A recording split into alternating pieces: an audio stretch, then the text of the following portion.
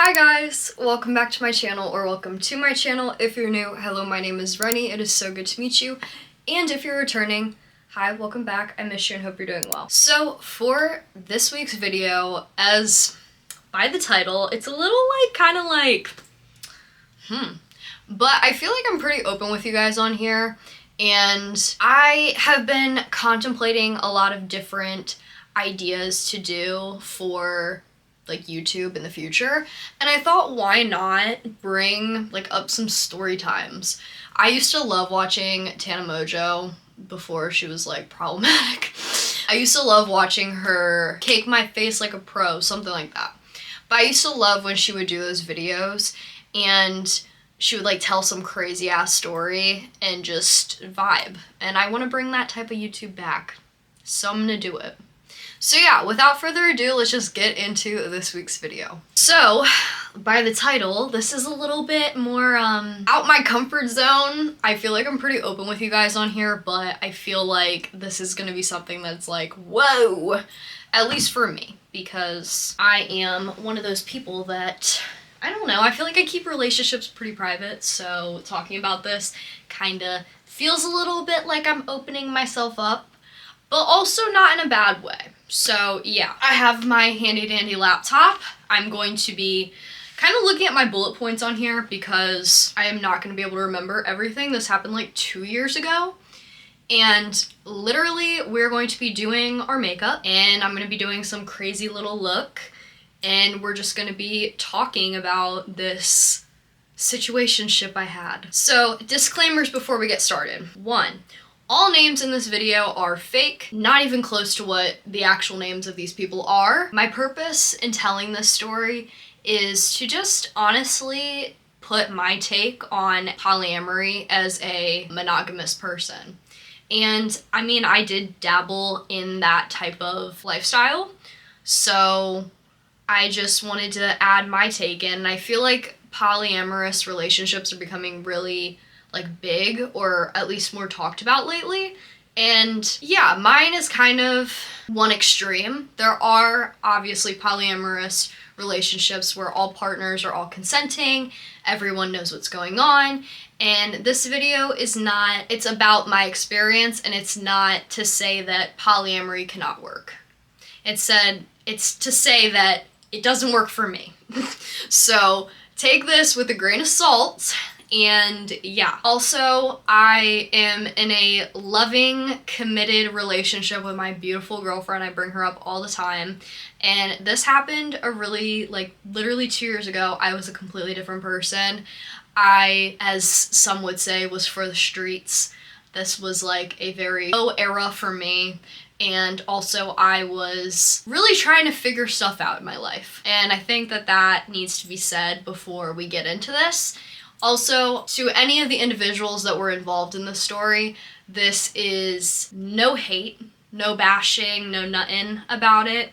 I really do want to just say this as a means of connection for you and me, the person watching this, just people in general. Maybe this will help you if you're going into that. This is no hate towards the individuals involved in this story. And I'm going to speak as respectfully as possible about this situation. I think, honestly, this situationship was both of us trying to figure it out, and it just got really messy, and I thought it would be entertaining for you guys. So yeah, let's just get into it. This happened, I don't even know if it's happened 2 years ago. I don't know. I was 19 when this whole debacle started. And I was, okay, so my headspace, for context for this video, is that my headspace was not in a good place. I had been I just denied, this is a whole other story, but I just basically sent back in my scholarship that was basically a full ride to go to community college for a year. So that had happened, and now leading up to it, this was the summer after I had went to community college, and I ended up committing to Shenandoah University. So this was my summer before my sophomore year of college. So, I guess 3 years? I don't know. I'm not good with time, TBH, in like years and dates. But yeah, so basically this happened around like when I was 19, and I was about to be turning 20, like when I got to Shenandoah, but I decided spontaneously one day, I couldn't tell you really why, to become a lifeguard for the summer. I was like, you know, girl, I really just want to be a lifeguard. I want to be outside in the summer. I want to be able to just have fun, because we all kind of look at, I feel like most people look at lifeguards as like, you have the easiest job ever. And I was so stressed out that I just wanted something that I didn't have to do a lot with, you know? I was like, I'm about to be going off to college. I need to make easy money, like get paid $15 an hour, stay at a pool all day, tan. That sounds pretty good to me. I'm pretty white, so I was like, why not? So anyways, I end up, you know, doing all the stuff, and I end up going over to, you know, all the trainings, and I end up realizing that I'm going to be working with a lot of foreign guards. And foreign guards basically mean people from different countries come over on work visas, and it actually is pretty hugely like Jamaican and like I think Israeli like type of guards that usually work as like lifeguards during the summer. That's at least like with the company I was with, which again, like that's a whole other story again. That was a shit company. But I worked with a lot of Jamaican guards. Like a lot of my supervisors were Jamaican. A lot of the guards that would be put at the pools with me were Jamaican, and they were all living under like housing together, and they would just be like driven around by supervisors.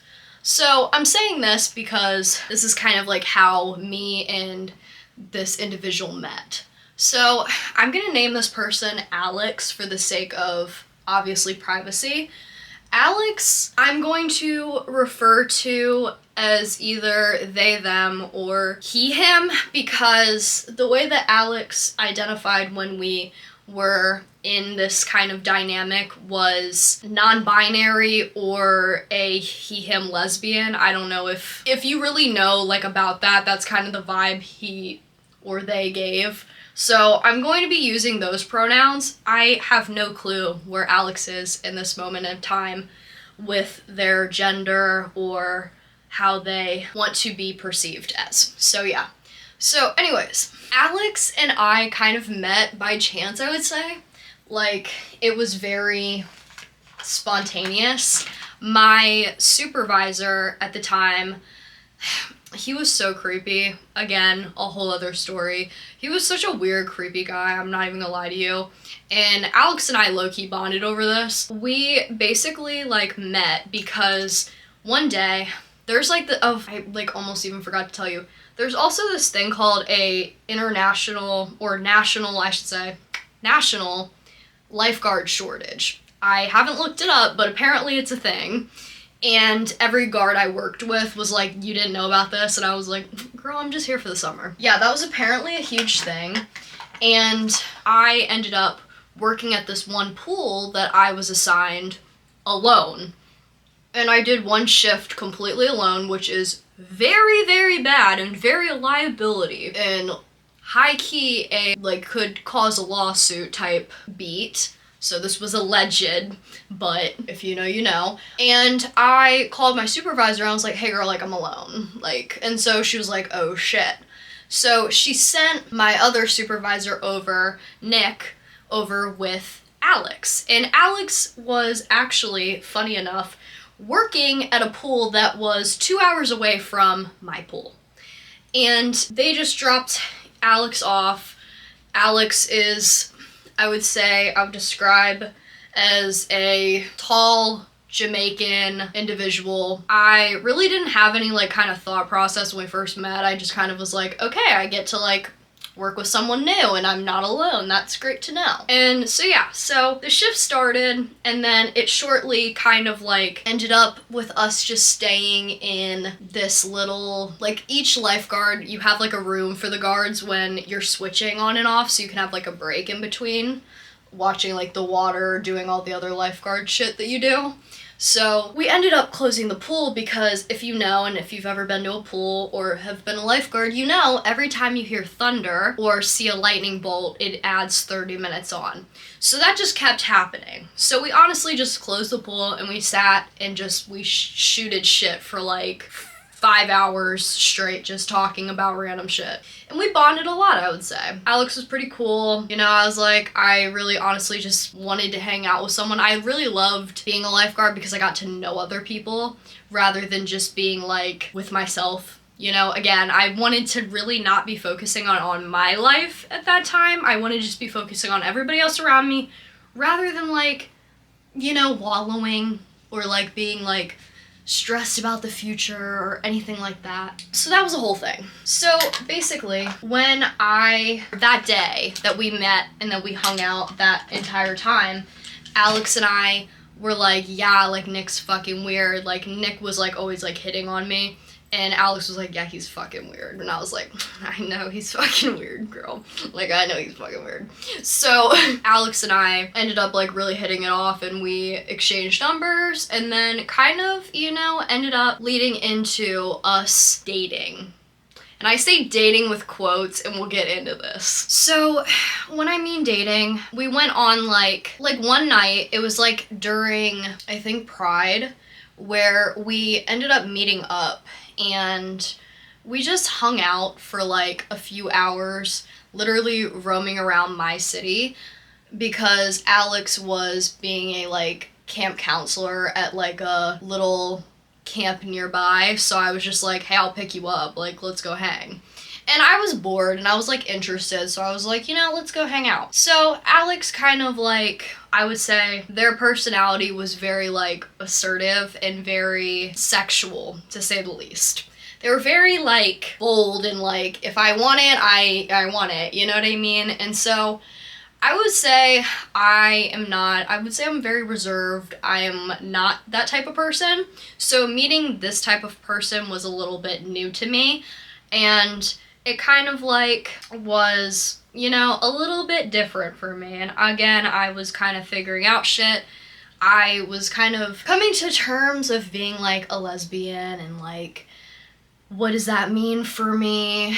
And then being like, you know, like what is my gender? Like I was going through a lot. So getting to know Alex really like made me feel safe and made me feel like I had like kind of like someone who was past the shit that I was already in, like a more mature, more knowledgeable person.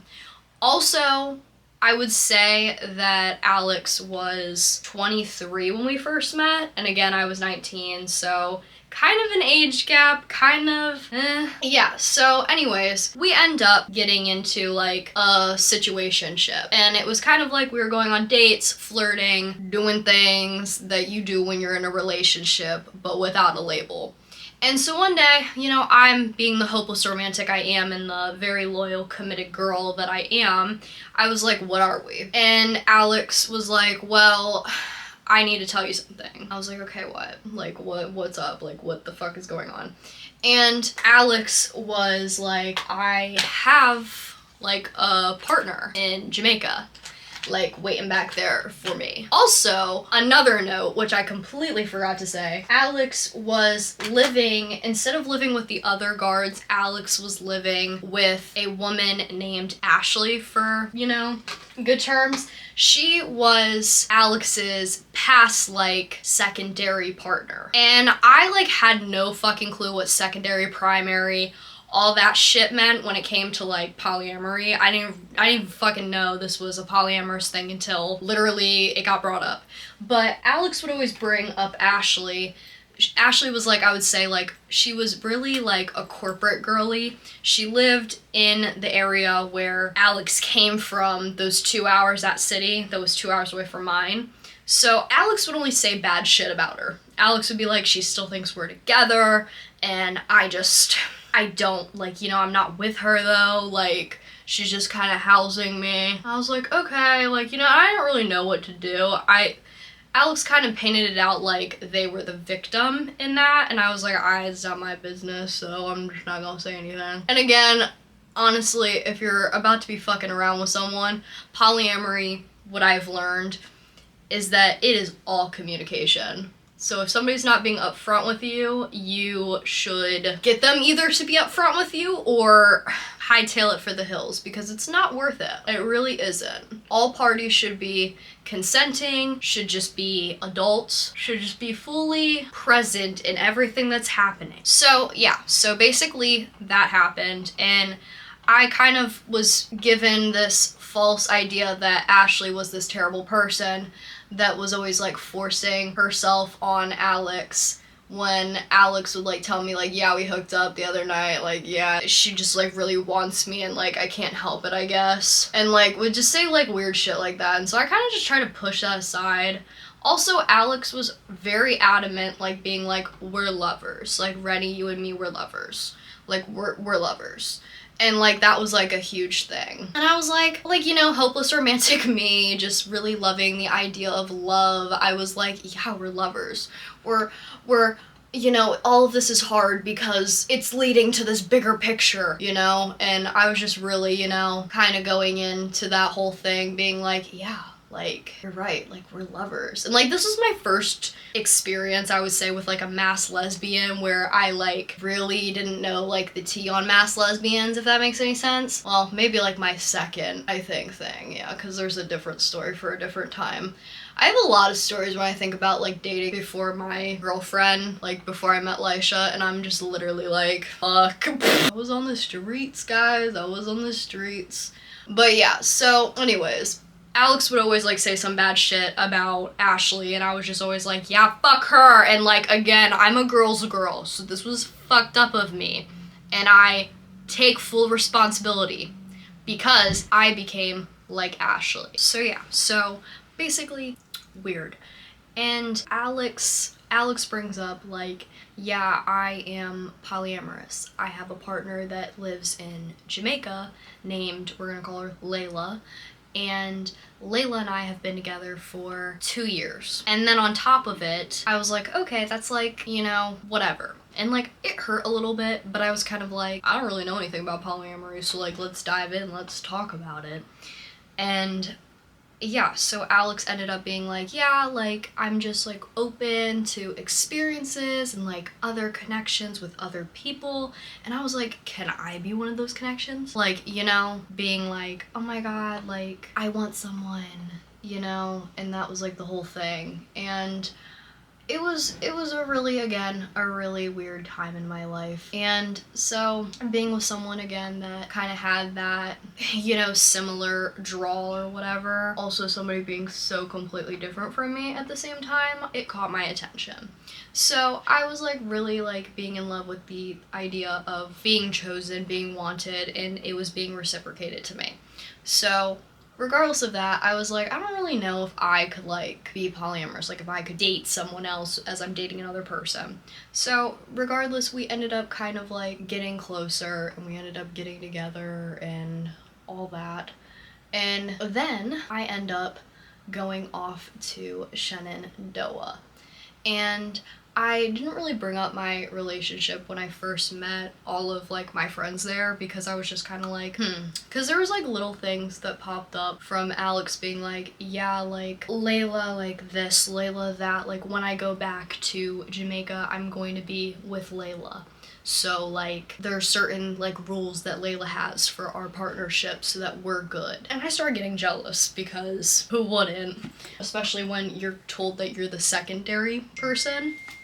Excuse that. Secondary partner means that it can mean like a plethora of things, but for their reason, for Alex's, is that both partnerships were on the same level. But I do believe that Alex was lying at that time, mainly because Alex was very quiet and just kind of like not really giving me anything, in the sense of like, was very focused on our relationship, but also at the same time like really, for example, like Layla called one time, we were in the car together, and Alex completely like ignored me and like kind of was just like, yeah, I'm out right now. And they were speaking in like Jamaican, and I like kind of got a clip of it, but like not fully.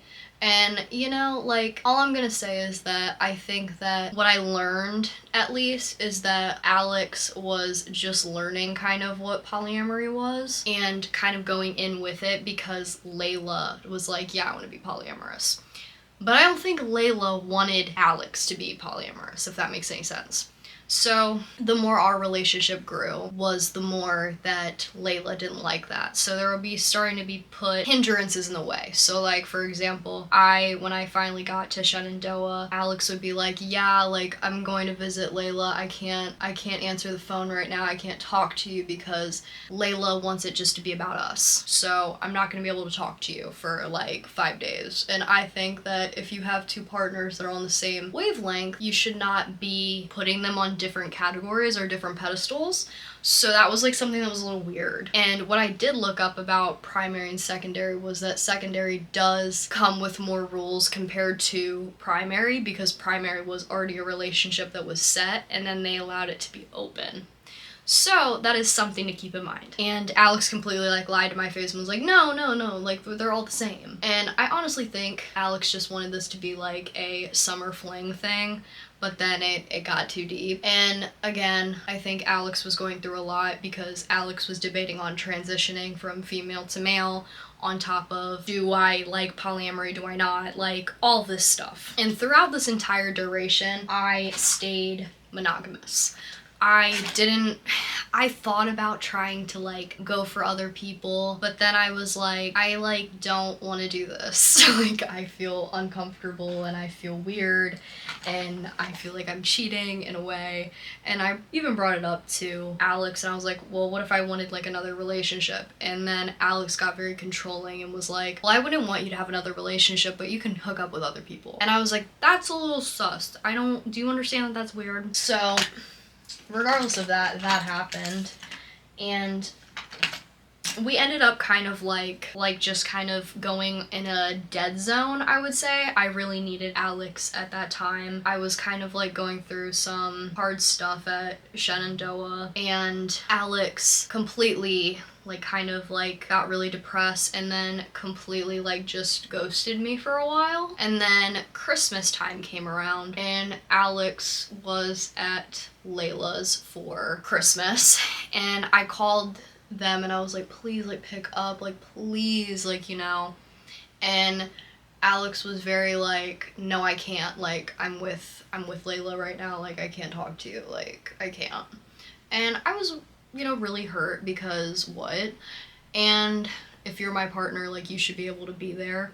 And so I finally just sent a text, not my best moment, but I sent a text and I was like, fuck you, we're over, like, I'm done. And I broke up with them, and I ended up kind of just, you know, doing like the single thing. And then I wish I could say it ended there, but I was really down bad about this situation that I reached back out and we talked, and we had this kind of like heart-to-heart moment, and they completely told me like they were lying to me, like that they had just learned what polyamory was and they were doing it just because of Layla, and that they're not dating Layla anymore, but they're now together with another person, but decided to hide that from me until I was like, could we ever be something again?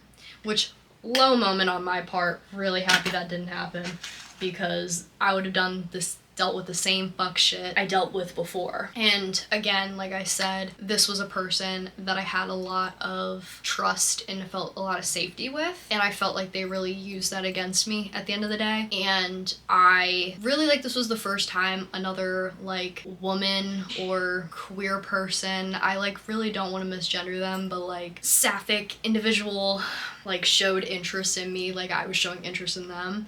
And that had felt like the first safe relationship I had had, because all of my previous ones were with guys before and they all were not safe, they didn't feel right, and then this one felt right in a physical aspect.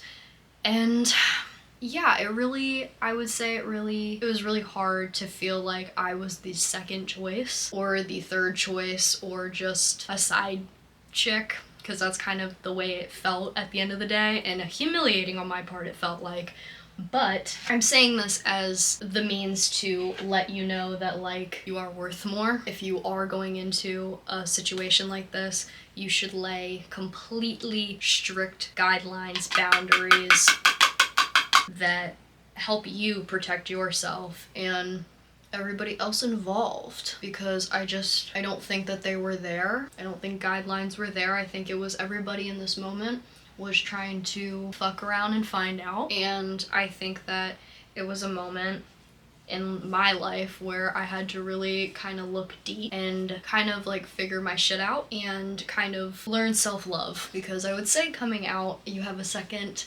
adolescence, a second moment of being like, oh, I'm hitting puberty, and like the real feelings, they're not like, you know, you can't just be like turn them off or on. It felt very real, and it felt very, very like a heart-wrenching pain, and I had never felt what heartbreak felt before. With guys, I never did. I was like, yeah.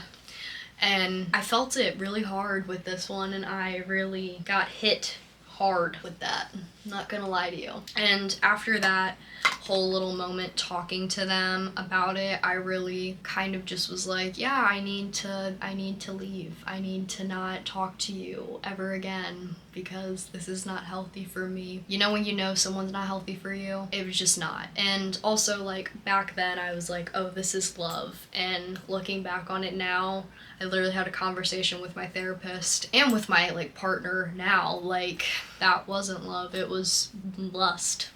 It was lust. It was, oh, this is a first gay encounter, gay experience that I feel like, you know, is like monumental. And so that was a whole thing. And I kind of got thrown in a whole situation which I did not know was an explorative situation. So, yeah. But I'm going to put on some mascara and eyeliner and a lip and different, like, probably top. And I will get back to you with the final result and final thoughts. I feel like this is a very, like, terrestrial, like, alien-y look. So this is the vibe. I haven't put on mascara yet. I lied to you. I said I would come back with it, but I thought I would just say my ending thoughts now, TBH, because I was like, honestly, I just need to change my shirt, so. Basically, with that being said, I have had friends in the past that have gone through polyamorous relationships, and they have not really turned out well. Usually, I feel like it ends up with two partners getting together and then one being left. And that is my own stigma towards it. I know. If you have any other thoughts, please leave them down below. I would love to hear your thoughts on this whole idea, this whole concept, because polyamory has been around for ages, centuries, if even. And I know nothing. I, again, like I said, am a monogamous person, so I'm just curious with all of the ones that are out there that are openly like this, openly having healthy relationships that are super communicative. I would love to hear your take on polyamory. And if you have a bad story like me, just know it's okay. Literally, I felt like the world was ending when I was there, and it brought out a lot of insecurities that I didn't even know I had until after that, but also it was very enlightening, and it led me to kind of realizing like so much more about myself. And if I didn't have that experience, I probably wouldn't, number one, be here to tell you, and it'd be a fun little us sitting down doing makeup and talking and being girls. And also two, it wouldn't have me get to really choose myself and learn like what I liked and what I didn't like. I think for my lip I want to do something weird. I don't really have that much weird things anymore. I feel like I was like went through all of my expired makeup. Let me know also if you're somebody that's like me where you use expired makeup. It's not cute, but like we all do it. Makeup's expensive, so I'm just gonna put this gloss on. Oh yeah. Okay, wait, I fuck with it. It's like, I feel like it's giving Avatar, but like not the Last Airbender, like the blue people, you know, with these little freckles. I just got white eyeliner, and you can tell I've been really digging it. So this is the look.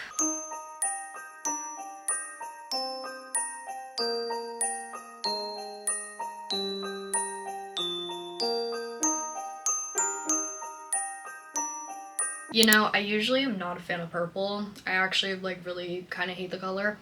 And I've been going on like rants to my girlfriend about this lately. I've been like, I really don't like purple. But like, this makes sense. And also I'm not usually a sci-fi person either in like aliens or anything, but like, I just kind of let it flow as we were talking, and yeah, like, I think it's giving. Oh yeah, also I forgot, I got a new tattoo.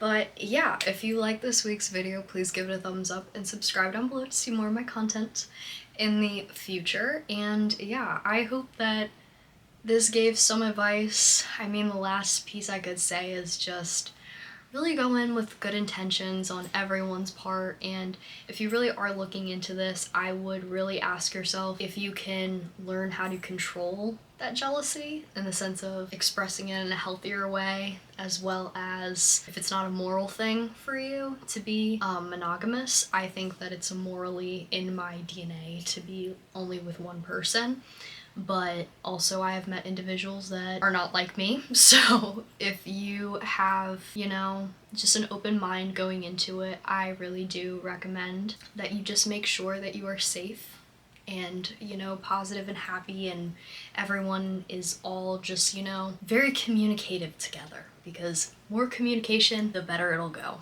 So yeah, so if you got all the way to the end of this video, please comment this emoji down below, and like I said, I thank you so much for watching, and I will see you in the next one. Have a beautiful day or night or wherever you are, and I will see you in the next one. Peace.